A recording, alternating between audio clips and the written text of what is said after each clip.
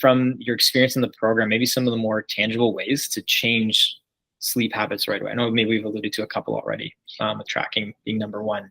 Yeah. What are some other common things that you tend to tell your patients about improving sleep quality and ensuring that it's helping their health in the long term?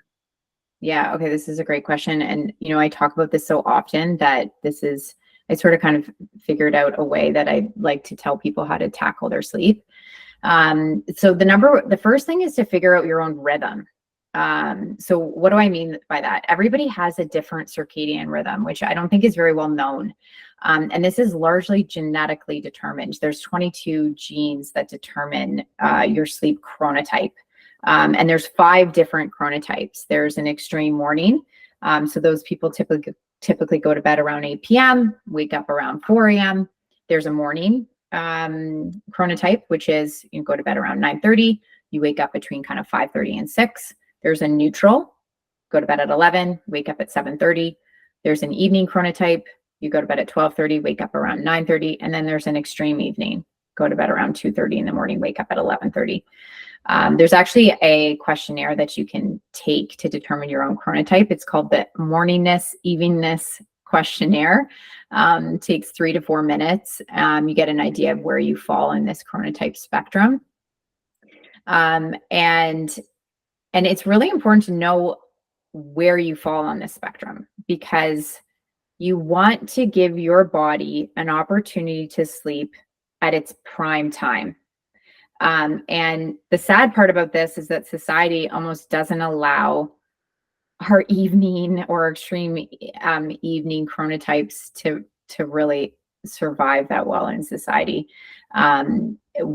Society really favors the morning. And I hope that with more education and more awareness around this, that the workplace kind of changes their perspective on this, because it's really important for people with this chronotype with any chronotype to sleep when your body is ready to sleep. And so once you know the ideal time for your body to sleep, then you can do a couple other things to help you solidify your own rhythm. So one is light exposure. So light exposure in the morning will set off your circadian rhythm. So we want a lot of light within the first hour of wakening. Ideally, this is natural light. If you can go outside and get light, it hits the back of the retina. That blue light signals to your body to release cortisol, gets you ready for the day. And then alternatively, like at night, we do not want exposure to blue light because that keeps the cortisol surging, and it also delays the melatonin release. So melatonin is one of our powerful hormones that signals to the body that sleep is ready. And melatonin starts to rise when we have darkness. So when we have a lot of light exposure, sleep gets delayed. This is in the evening. So ideally, like as a practical tip, 3 to 4 hours before you go to sleep, you start thinking about reducing your light exposure, especially within 1 hour. Okay. And blue light from screens, if you can really shut that down 1 to 2 hours before bedtime, that'll be really helpful. There are some hacks like blue light blocking glasses you can use. There was a study that showed 2 groups of people, one group reading a book on an iPad, the other group reading a book, like a physical book.